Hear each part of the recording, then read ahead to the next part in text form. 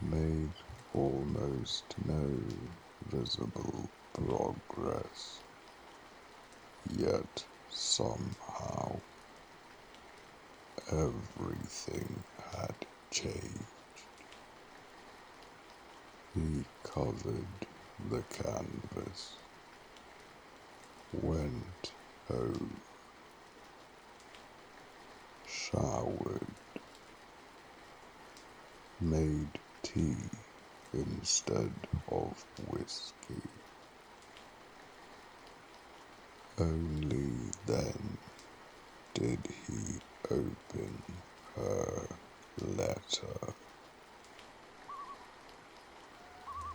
By the time he reached, "You made it safe to be myself." His jaw relaxed. Then, home was simply whichever room you happened to be painting in. He stopped reading, closed his eyes. The sentence entered him differently than every accusation before it.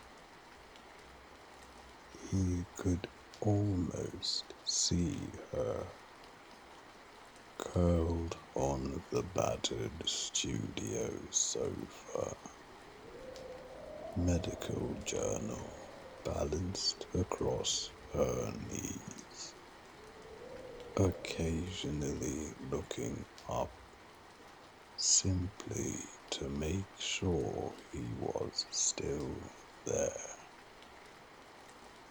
Sometimes saying nothing for hours. She had never understood that those silent evenings had become some of his happiest memories.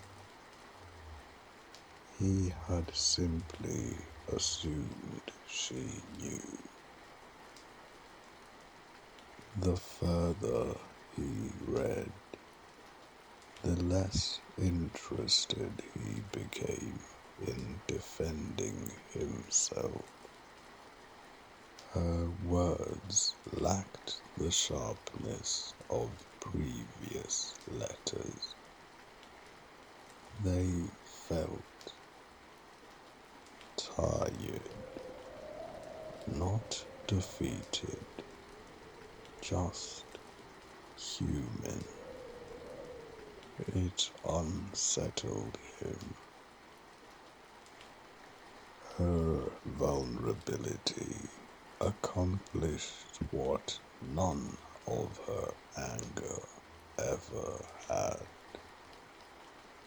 It awakened something protective inside him. The instinct surprised him. They were divorced. The marriage had ended. Yet every soft sentence she wrote somehow reached an old reflex, still living somewhere beneath his ribs. He wanted to tell her she no longer needed to carry everything alone. The thought itself almost made him laugh. He was no longer her husband. Who was he protecting her from? He sat at the kitchen table, pulled out fresh paper, then stared at it. The first sentence arrived slowly. Caelithe, I think we have finally reached the part of this correspondence where defending ourselves has become too exhausting. Perhaps exhaustion tells the truth more reliably than anger ever could. He looked at the sentence. It already sounded different. He continued. There is something I need to admit, because pretending otherwise now feels dishonest. You were partially right about my money.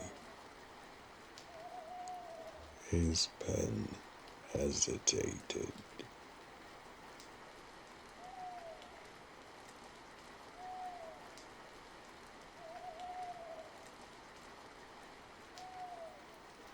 Not in every way, but enough. Enough that you deserve to hear it from me, instead of discovering it between my silences. He leaned back, looked toward the dark apartment, then returned. There were moments when buying another beautiful thing for our home made me feel strangely secure. A better dining table, another holiday, a larger studio, a view overlooking the river. I told myself I was simply trying to give the woman I loved a beautiful life. Most of the time, that was true, but not all the time.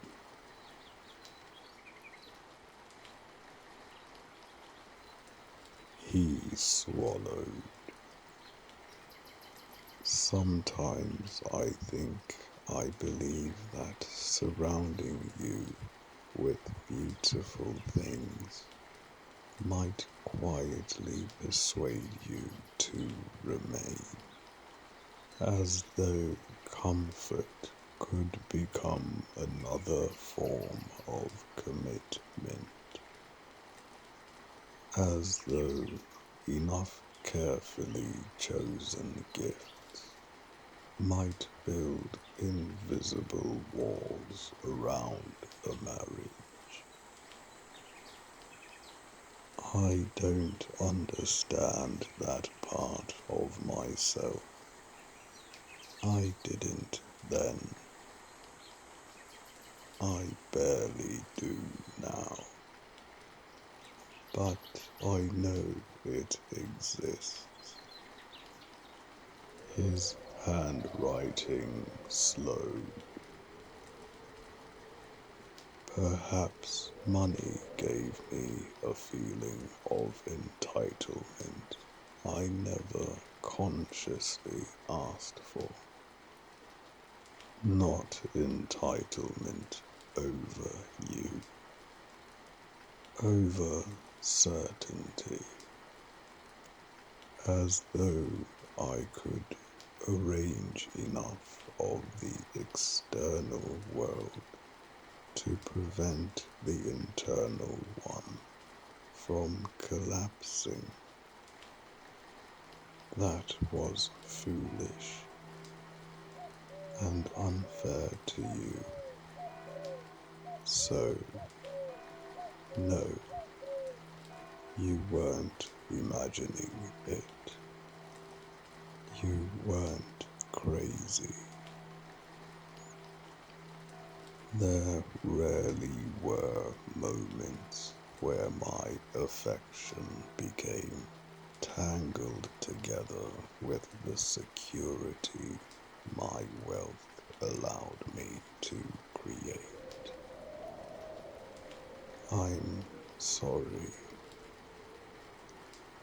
He rested his forehead against his hand. The room remained completely still. You once asked why I rarely complain. The answer is embarrassingly simple. I didn't think I had earned the right. The sentence lingered. Every time I felt overwhelmed, I imagined telling you. Then I pictured your eyes, not cruel, just disappointed, as though somewhere inside you there lived a question neither of us ever spoke aloud. What exactly does he have to be sad about? He stared at those words. They hurt because she wasn't sure whether she had ever actually asked them. Only that he had spent years believing she might. So I became careful. I smiled more than I wanted to. I reassured everyone before reassuring myself. I convinced myself that because life had been generous to me materially, I no longer possessed permission to be emotionally untidy. Everything else had been given. Surely I could at least appear to have my mind under control. He laughed softly, without humor. It is remarkable how lonely a person can become while trying to look emotionally responsible. His thoughts drifted somewhere gentler. You asked what I saw in you. I don't think I ever answered properly. He smiled for the first time in weeks. You noticed frightened animals before beautiful architecture. You spoke quietly to children because you believed adults had already been listened to enough. You always tucked your feet beneath yourself whenever you read. When thunderstorms arrived, you pretended they didn't bother you while unconsciously moving closer to me on the sofa. You cried at documentaries when nobody else did. You hated asking strangers for help, but would cross entire cities to help someone else carry theirs. You always apologized to waiters whenever someone at another table spoke to them rudely, as though kindness required balancing the room again. His eyes filled.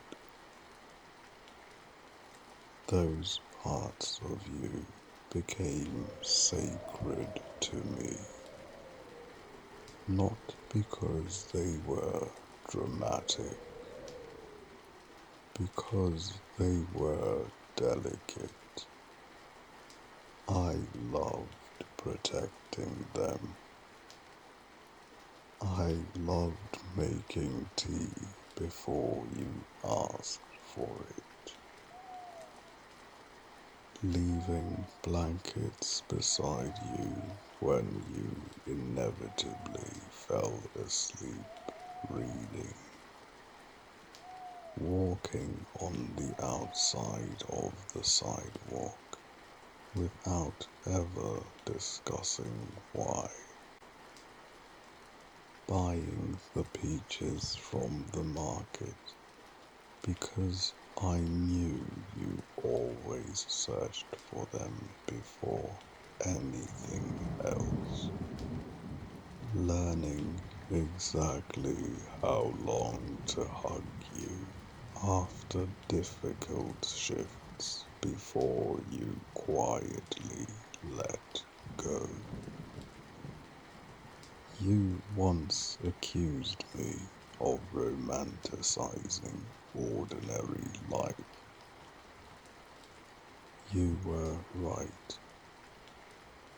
Ordinary life became extraordinary simply because you kept existing inside it.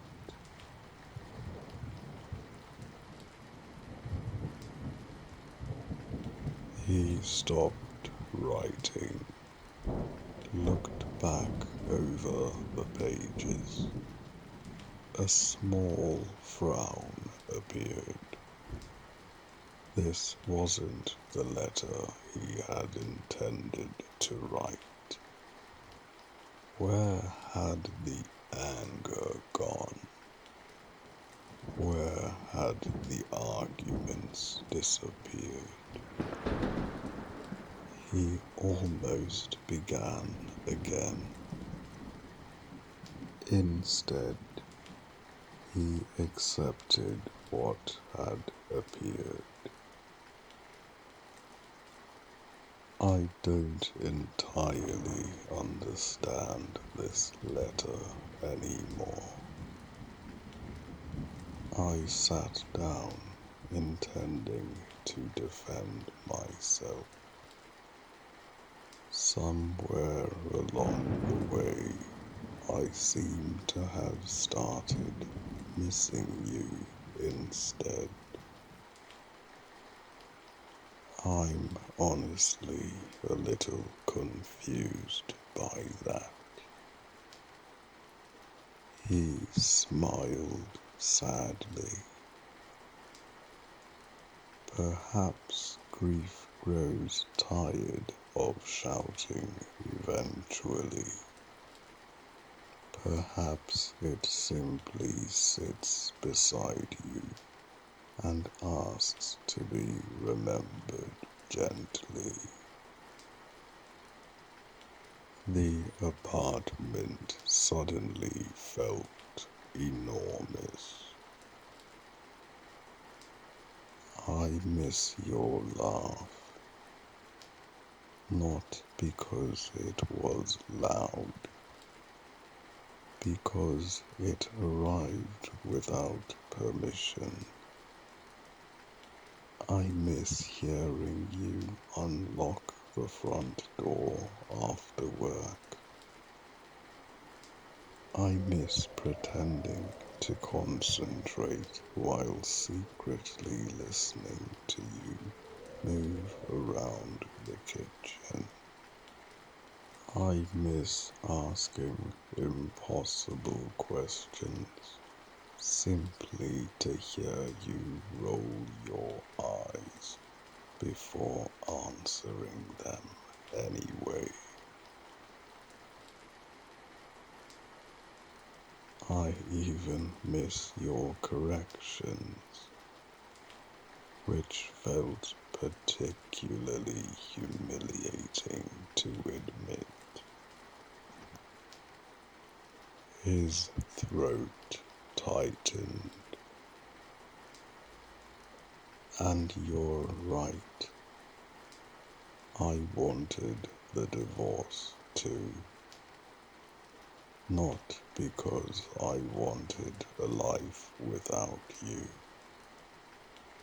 Because somewhere along the way, I became convinced that the version of us we had become was slowly destroying the version of you I loved. That realization frightened me. I was too cowardly to open the door myself. You were brave enough to do it for both of us. The final page remained mostly blank. He looked at it for a long time, then wrote one last question, smaller than the others, almost childlike. May I ask you something? Not as your former husband, just as the only person who truly knows how our marriage felt from the inside. He breathed deeply. Would anything have changed if one of us had fought more directly, if I had fought for us? If I had stood in front of the door instead of quietly waiting for it to open, would you have stayed? I don't ask because I believe love should be dragged back into a room once it has decided to leave. I have never believed that. I still don't. I think asking someone to remain after they have chosen freedom often becomes another kind of prison. But I wonder, was there a version of me that should have fought anyway? Not to win, not to persuade, simply to let the woman I love know that losing her terrified me enough to try. I suppose I will spend the rest of my life wondering whether silence was dignity or merely fear wearing a better suit. He signed only his name, Noven. He folded the letter with unusual care. The following morning, he returned to the studio before sunrise. He uncovered the unfinished painting. For the first time, he no longer saw two strangers standing an impossible distance apart. He saw two people who had spent years believing they were speaking to one another, only to discover far too late that they had each been translating a different language in silence. Caelithe did not open the envelope immediately. She stood in the narrow hallway of her apartment, rainwater still cooling the shoulders of her coat, her keys dangling forgotten between her fingers.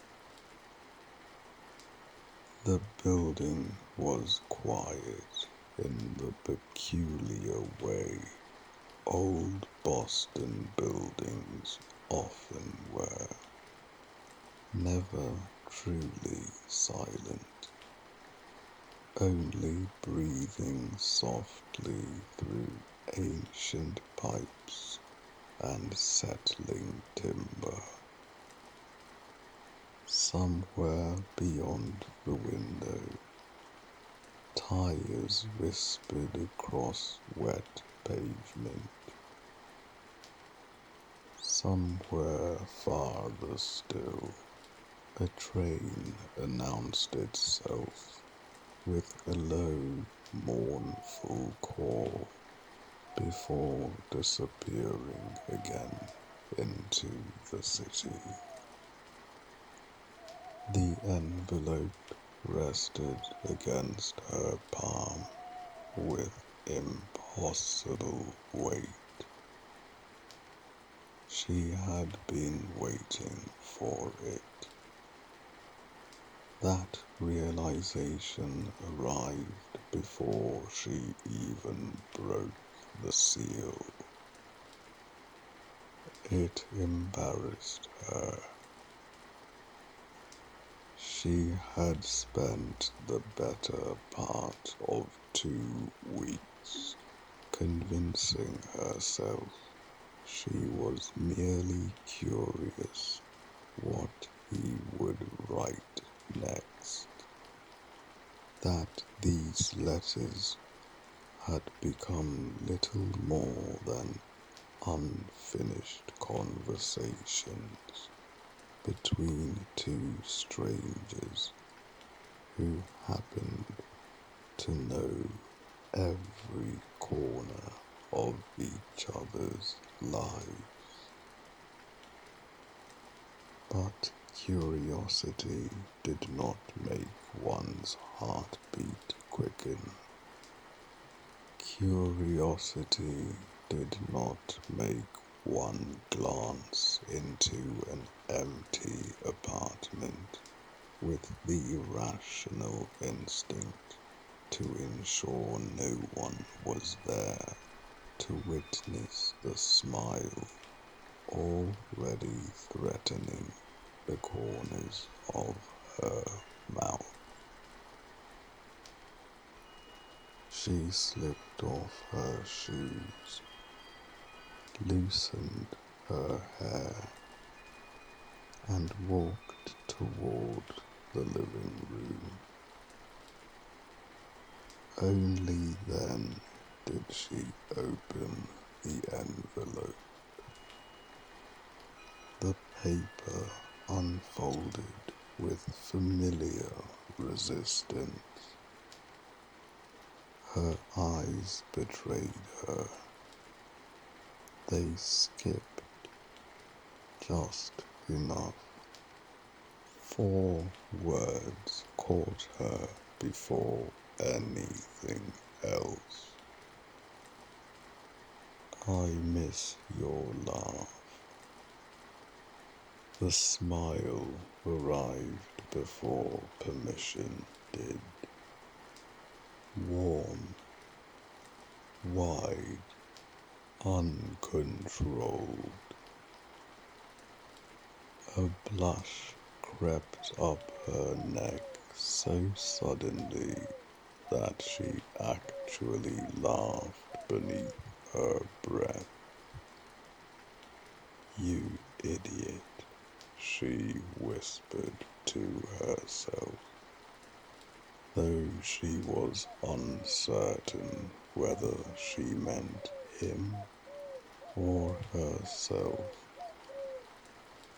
She hurried to the couch, tucked both feet beneath her, folded the letter closed again, and held it against her chest. No, she wanted to read it properly. She closed her eyes, took one slow breath, waited until the smile settled into something quieter. Then she opened it once more. This time she began at the beginning. By the time she reached the final line, the apartment had grown darker around her. She had not noticed. The rain had continued. The room smelled faintly of old books and the lavender candle she had forgotten to extinguish the previous evening. She remained still for several minutes, not because she needed to think, because she could not yet move beneath the weight of understanding. For years she had believed she imagined certain things. The expensive surprises that arrived after difficult conversations. The sudden weekends away after arguments neither of them finished.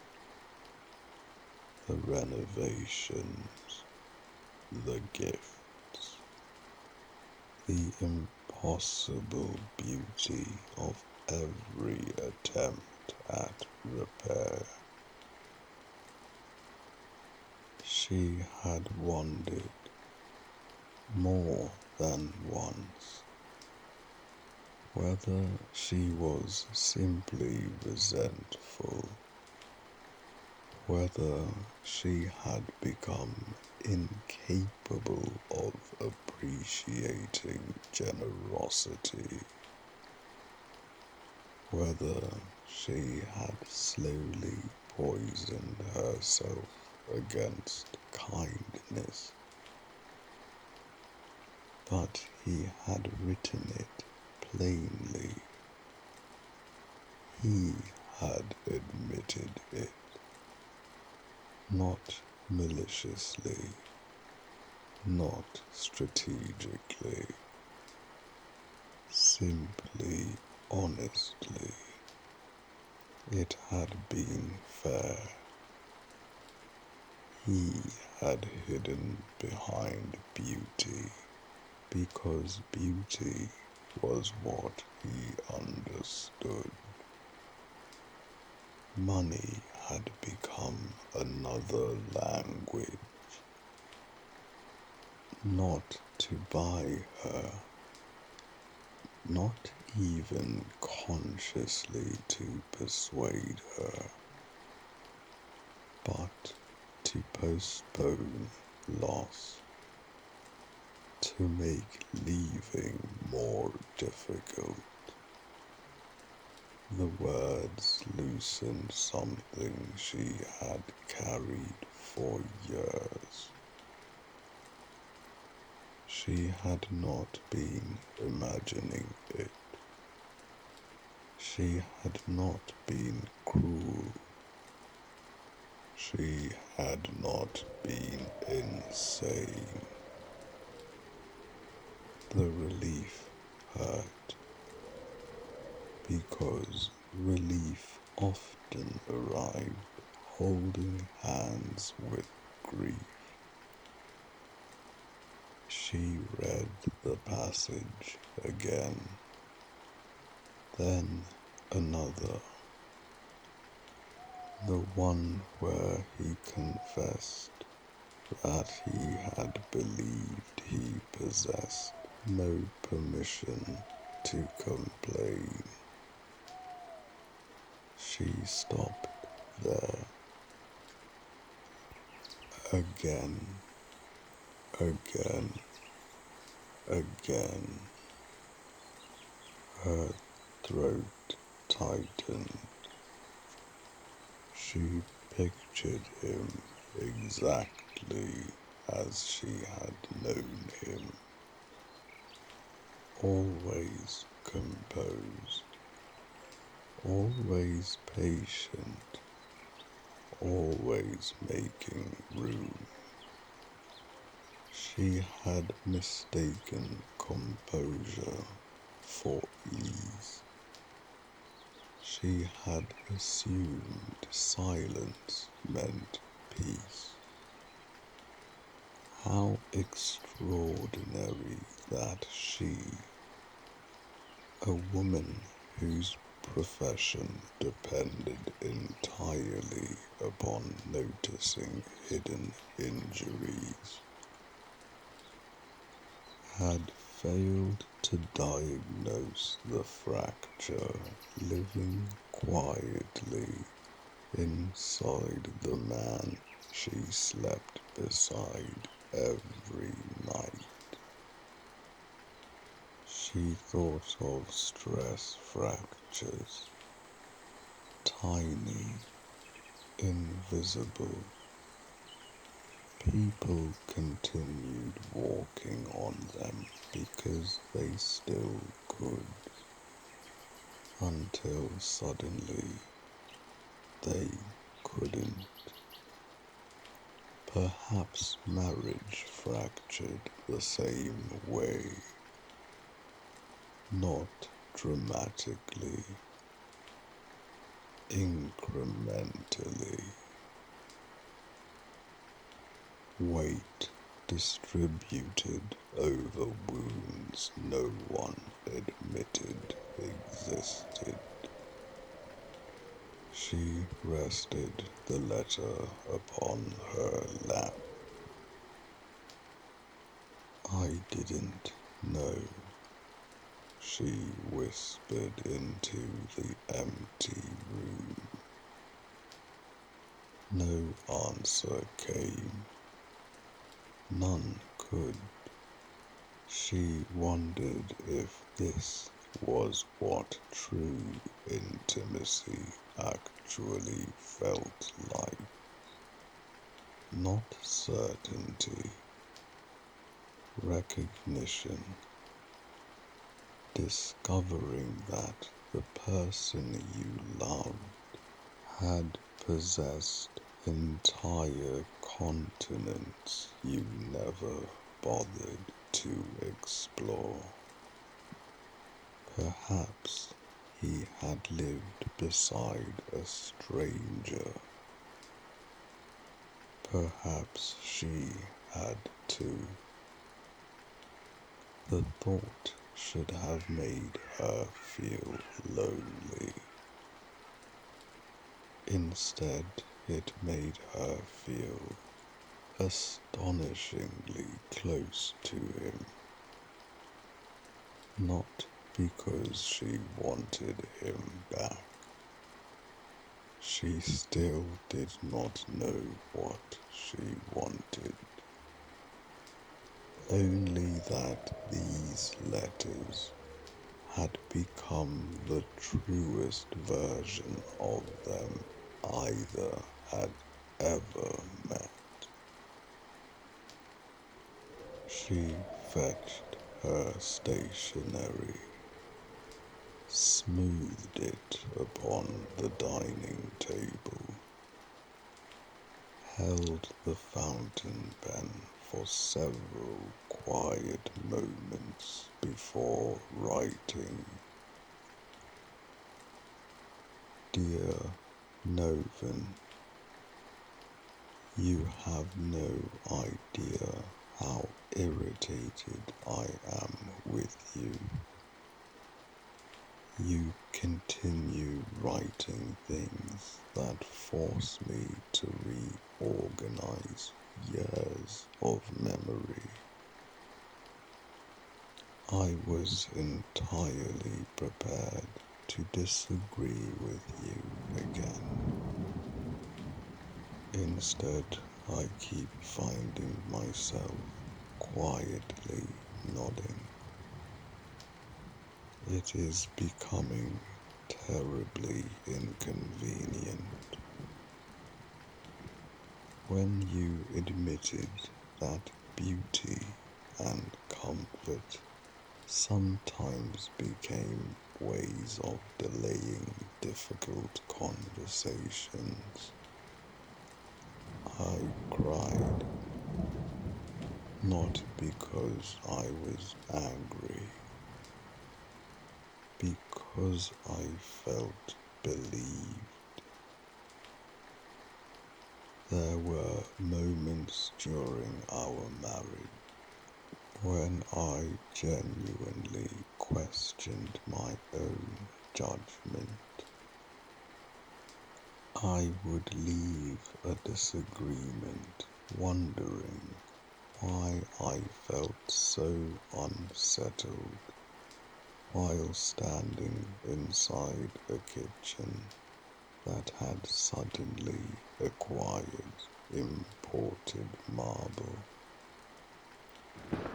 or why any anniversary gift somehow left me feeling lonelier instead of cherished. I wondered if I had become impossible to satisfy, whether I simply resented happiness, whether I had inherited some flaw that prevented me from accepting love when it appeared beautifully wrapped. Reading your letter was like finally examining an old fracture under proper lighting. The break had always been there. I simply kept being told it was only bruised. Thank you for saying it was unfair. You have no idea how healing those words were. Healing is a peculiar thing. Sometimes a ligament cannot strengthen until someone first admits that it tore. You did that. Thank you. The other confession hurt me differently. You wrote that you never believed you had permission to complain. I had to stop reading for a while after that. It is strange. I have spent years believing strength meant enduring pain quietly. Yet I somehow expected something different from you. I thought your silence meant certainty. I never considered it might actually have been sacrifice. I realize now that you weren't protecting yourself. You thought you were protecting us. You carried your loneliness because you believed speaking it aloud would make you ungrateful. That feels unbearably unfair. Not only because you suffered, because somewhere along the way, the man I loved concluded he had to earn permission to hurt. That realization has followed me around the apartment all afternoon. You once asked me what I admired about professional athletes. Do you remember? I answered that the strongest players weren't the ones who ignored injuries. They were the ones who reported them early enough to recover properly. Perhaps marriages deserve the same honesty. Perhaps ours never stood a chance because both of us insisted on playing through pain. I also realized something else while reading your letter. I spent years believing I knew you. Now I think I mostly knew the version of you that you believed was safest for me. You must have done exactly the same with me. We lived beside carefully edited editions of one another. It is remarkable that we loved each other as much as we did. Despite that, I remembered something today. One winter evening, your exhibition had ended much later than expected. You came home exhausted. I asked whether it had gone well. You smiled, said yes, then immediately asked about my day instead. I answered for nearly 20 minutes. You listened, asked thoughtful questions, made tea, rubbed my shoulders while I spoke. Only now do I wonder whether your own day had contained things you wanted someone to ask about. I never did. I am sorry. Your exhibition is next weekend. I imagine your studio has become almost unbearable by now.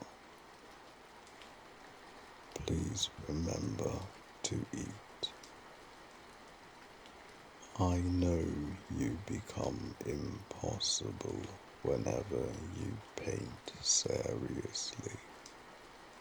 You convince yourself coffee is somehow a food group. It isn't. Sleep as well. Your paintings deserve your attention. Your body does too. And before you ask how I know you've probably misplaced them, your vitamins are inside the little compartment of your headphones box. You hid them there months ago because you said if they lived beside the headphones you used while painting, you would never forget them. You forgot anyway. Some habits never healed.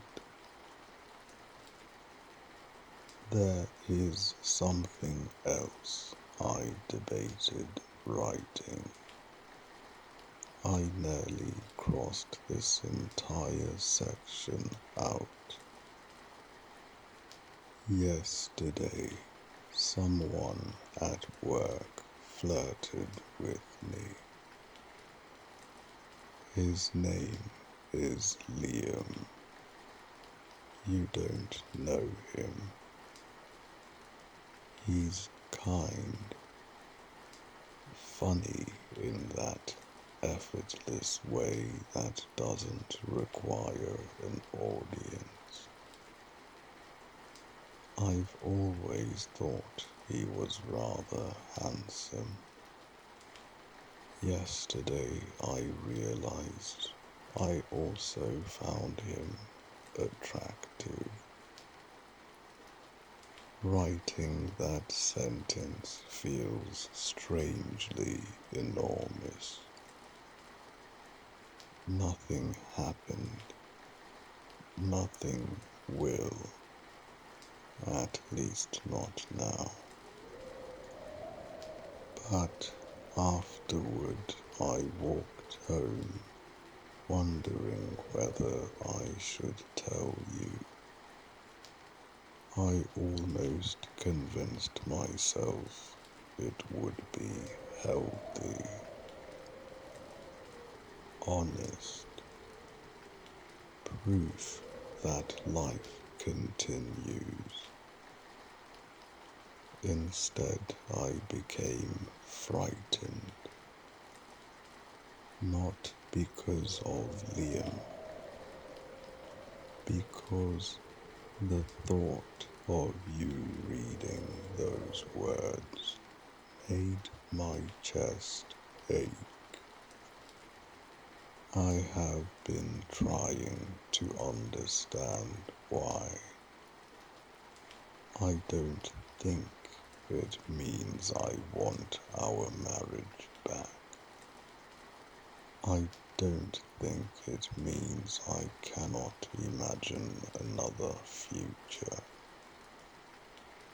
I think it simply means that moving on stops being an idea the moment another person enters the picture. Ideas are painless.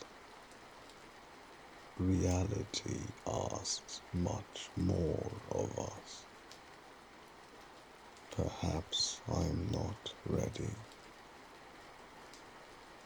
Perhaps readiness cannot be scheduled the way rehabilitation can. Perhaps some muscles strengthen only after remaining still for a while. I don't know. I only know that telling you felt more honest than pretending none of those thoughts happened. I have also been thinking about what I miss. Not the marriage. You. I miss hearing you absent-mindedly humming while making coffee. I miss how you frowned at paintings in museums as though they had personally disappointed you.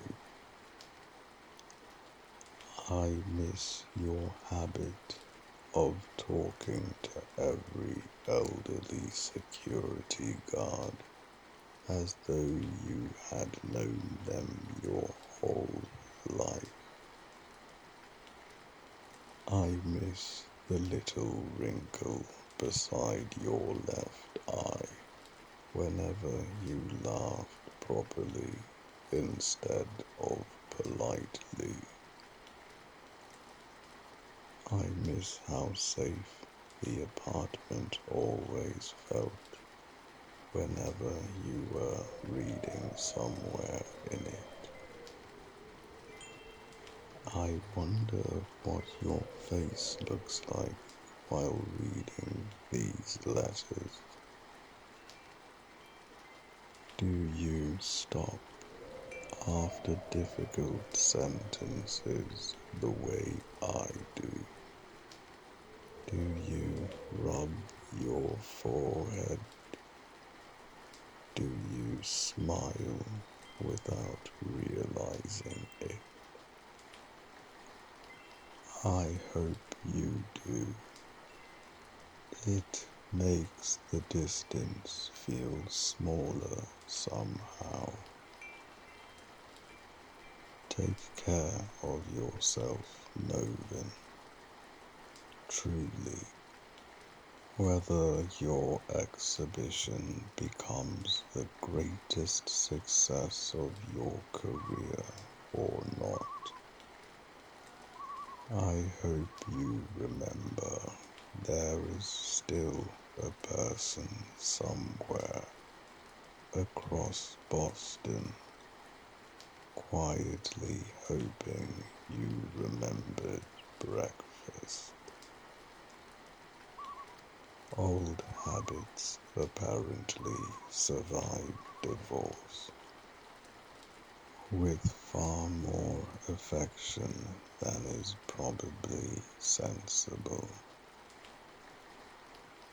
Mrs. Caelithe Eldercroft. P.S. Before you become unnecessarily optimistic, I am keeping the surname. It still feels like mine. You'll simply have to learn sharing it with me. She finished reading it twice. Her ears had become warm.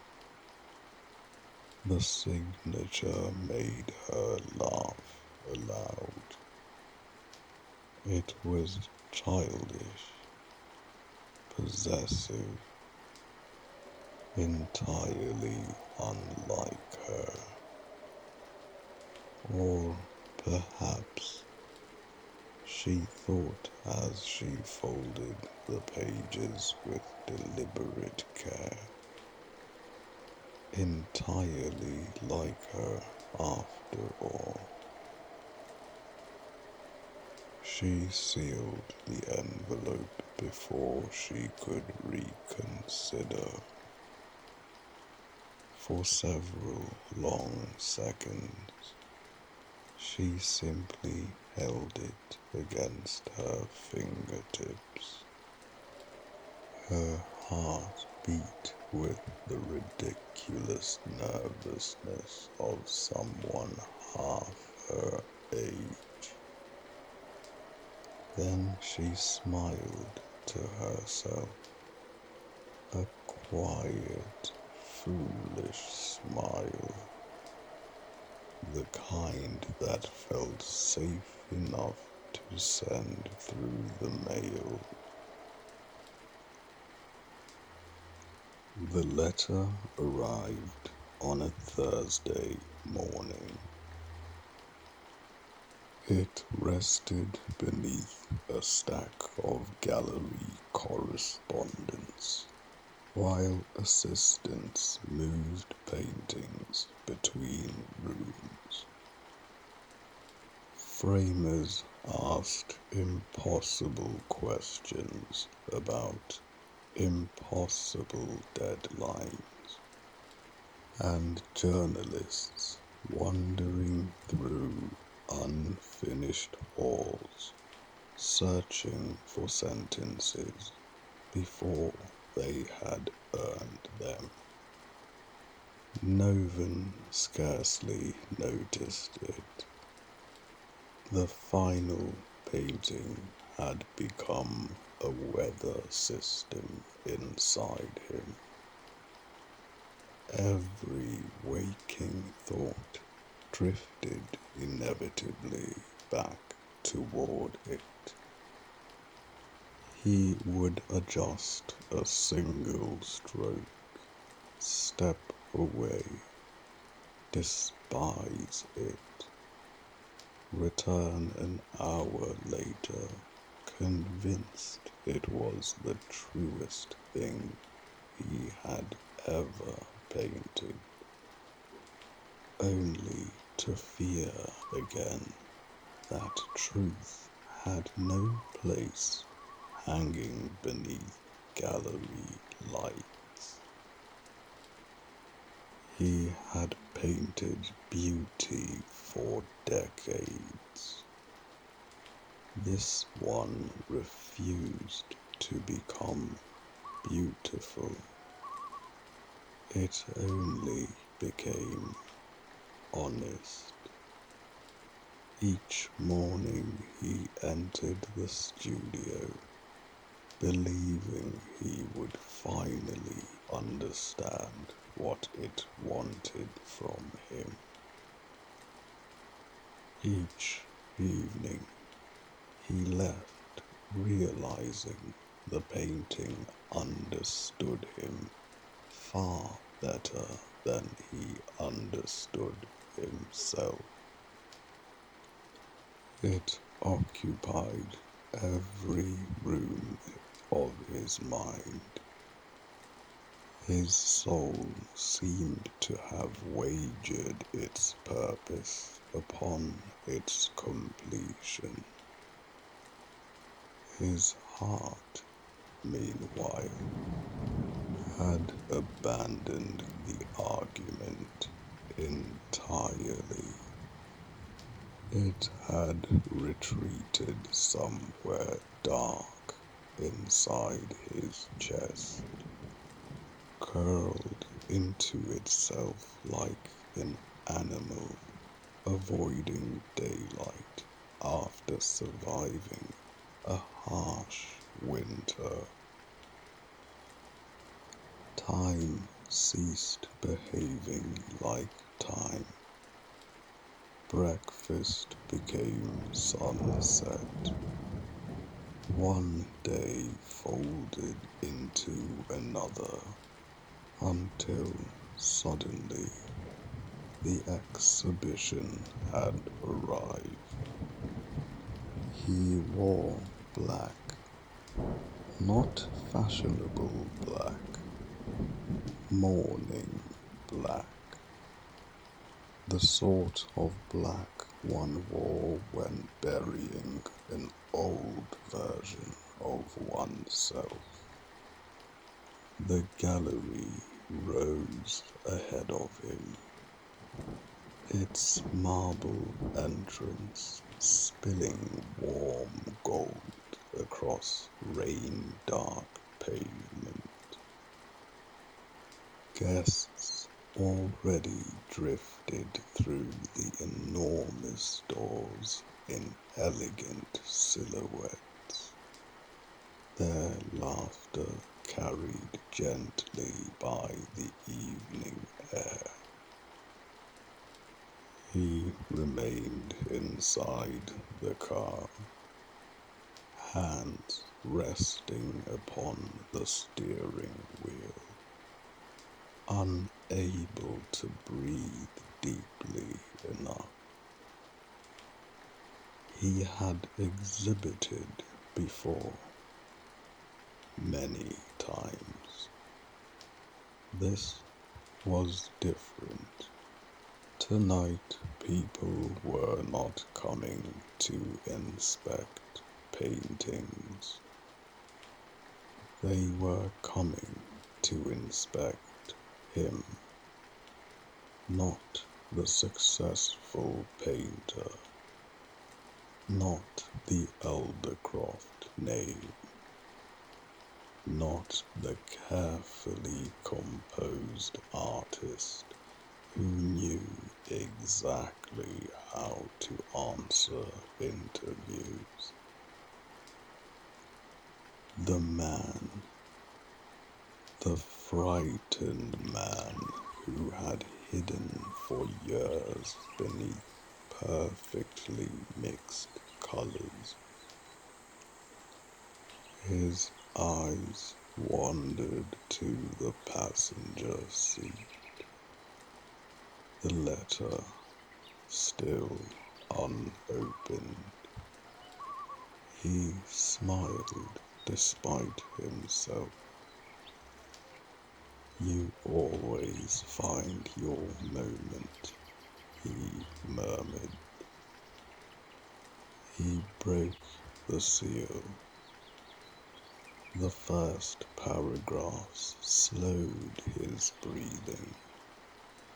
Then they stole it all together. She believed him. No, more frightening than that. She had understood him. Not merely the words, the man beneath them. He lingered over every sentence as though warming cold hands beside a fire. When she thanked him for admitting she had not imagined those years, his eyes closed. I am so sorry, he whispered into the quiet car. No audience, no performance, only confession. Then he reached the part about Liam. He read it once, twice, 3 times. His chest tightened with something surprisingly gentle. Not jealousy, not entirely. Something far more unsettling. The undeniable realization that Caelithe existed beyond him. She had always existed beyond him. She laughed with people he had never met. She worked beside men whose names he did not know.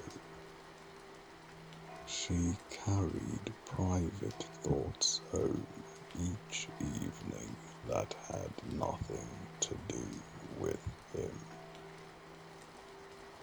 For years, he had unconsciously imagined her as orbiting the same emotional sun he did.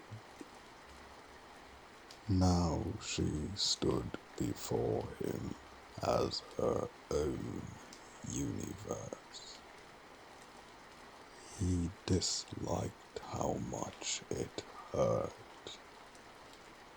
Not because another man might one day love her, because another man might one day discover parts of her that he had been too frightened to ask about. He rested the letter upon his lap. Something ancient stirred inside him. Not ownership, never ownership. Responsibility. He knew with an irrational certainty he could neither defend nor explain. That nowhere in this world would she ever be safer than beside him. Caelithe was stronger than most people he had ever known. Safety had never been about strength. It had been about having one place where exhaustion could finally remove its armor. He wanted desperately to remain that place. How could he tell her that without making it sound as though he believed she was incapable? He couldn't, not elegantly, not with prepared words. His mind argued fiercely against it. She left. You both signed the papers. Love cannot be begged back after becoming history. Yet another thought rose quietly beneath the noise. Perhaps love had never been about fearing the day someone leaves. Perhaps it had always been about choosing them while they were still there. Every day, again and again. He reached into his satchel, found a scrap of heavy drawing paper, uncapped his fountain pen. The words emerged slowly, painfully, as though every sentence first needed permission to exist. He did not know whether he was writing a letter or a prayer.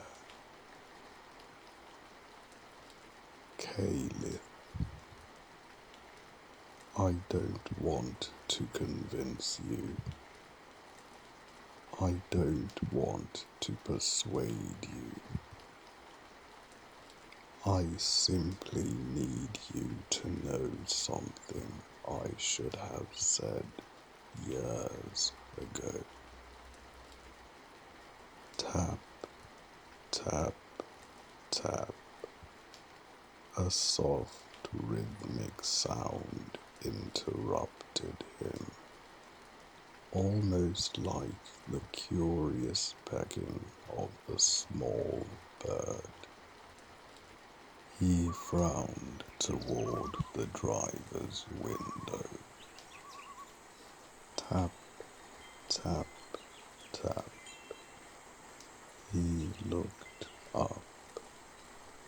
Everything else disappeared.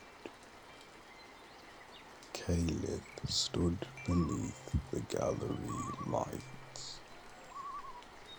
The rain had settled into a fine silver mist around her. Her dark coat framed her like the evening itself had chosen to stand beside him, and strands of loose hair caught the golden light until they seemed almost painted rather than real. For one impossible heartbeat, he genuinely wondered whether exhaustion had finally become hallucination. Then she smiled, small, nervous, entirely real. His door opened before he consciously remembered reaching for the handle. He stepped onto the pavement. They stood looking at one another. No script, no letters, no paper to hide behind. Only two people who suddenly realized they had forgotten the rules. He laughed first, not because anything was funny, because joy had nowhere else to go. What? His voice failed him.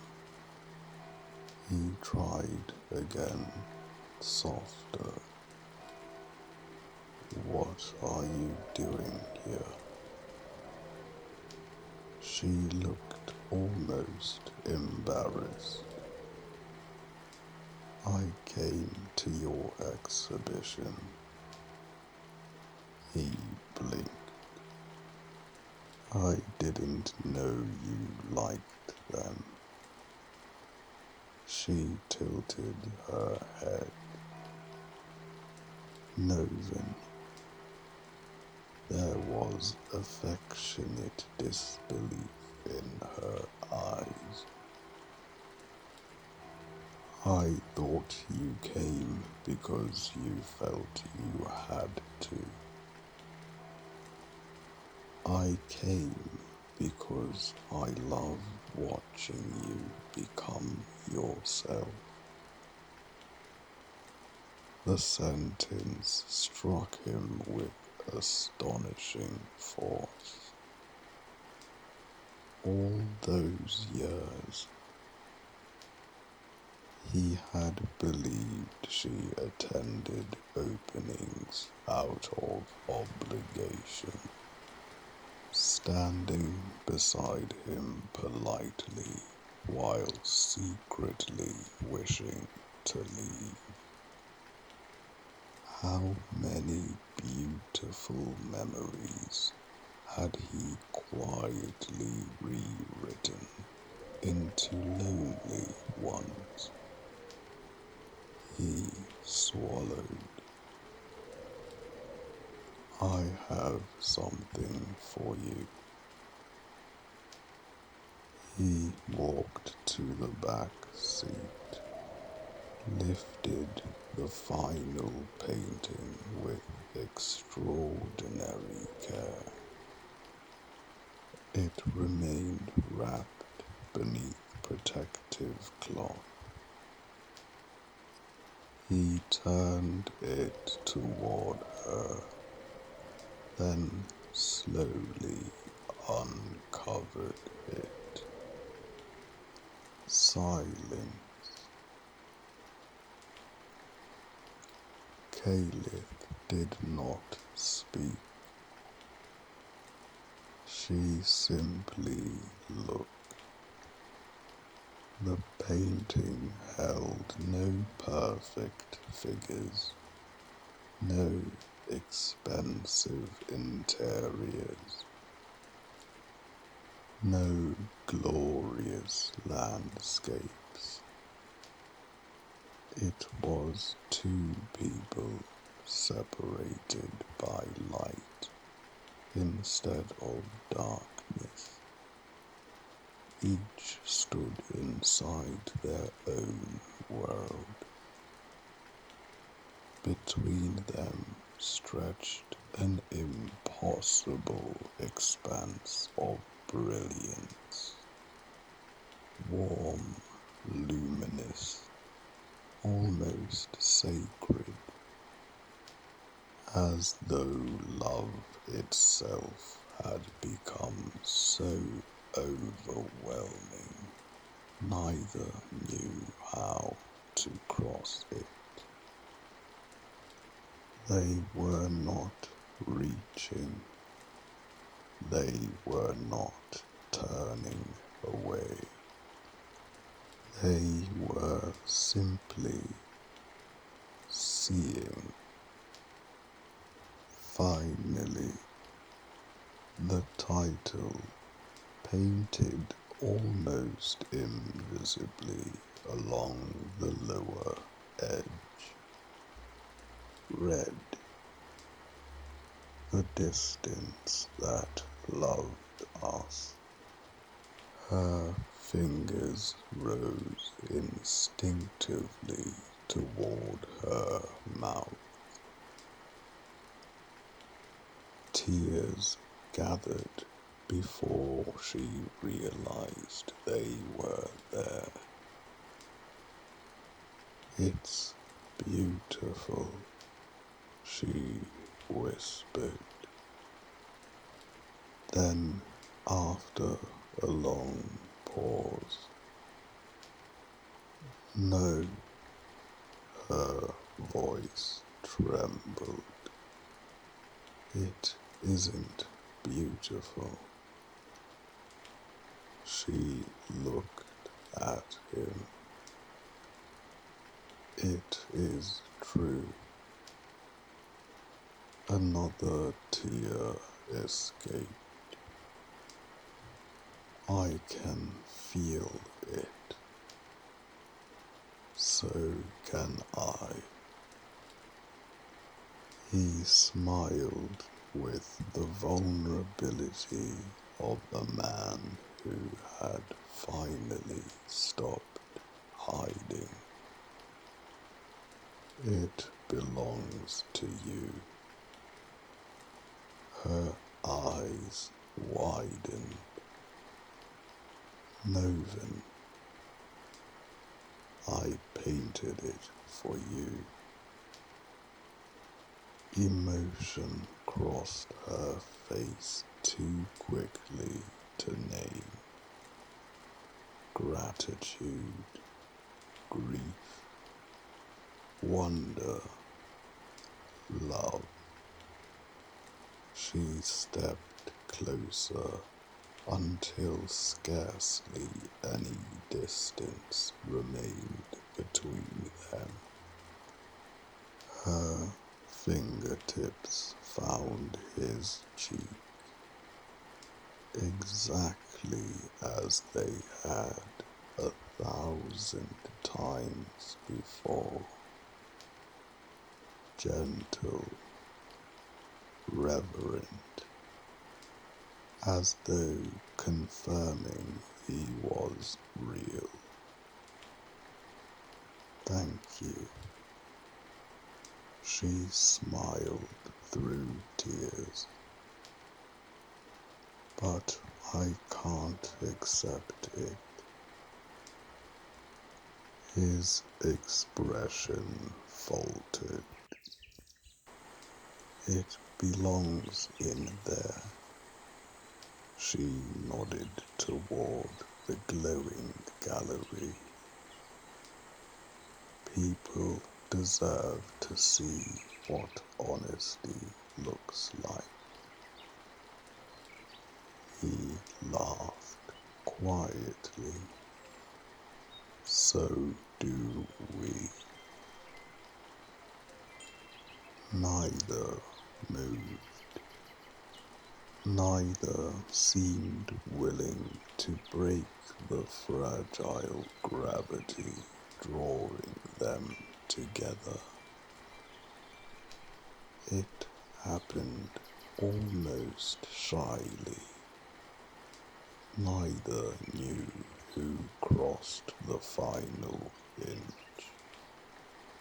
Only that suddenly there wasn't one. Their foreheads touched first, a shared breath. Then her hand slipped behind his neck. His free hand found the small of her back. The kiss arrived like rain, finally reaching thirsty earth. Not frantic, not nostalgic, certain. Years of unsentenced conversations dissolved into a single moment neither had language for. He held her as though he had spent years remembering exactly how. She held him with equal certainty, not because they feared losing each other, because for the first time in a very long time, neither felt the need to protect themselves from being fully known. When they finally parted, neither stepped away. He balanced the painting carefully beneath one arm. She still held the unfinished letter he had thrust into her hands without thinking. He glanced toward it. "Aren't you going to read it?" She looked down at the folded page, then back at him. A smile spread slowly across her face. "No, no." She slipped the letter into her coat pocket. "You can tell me when." She reached for his hand. Face to face,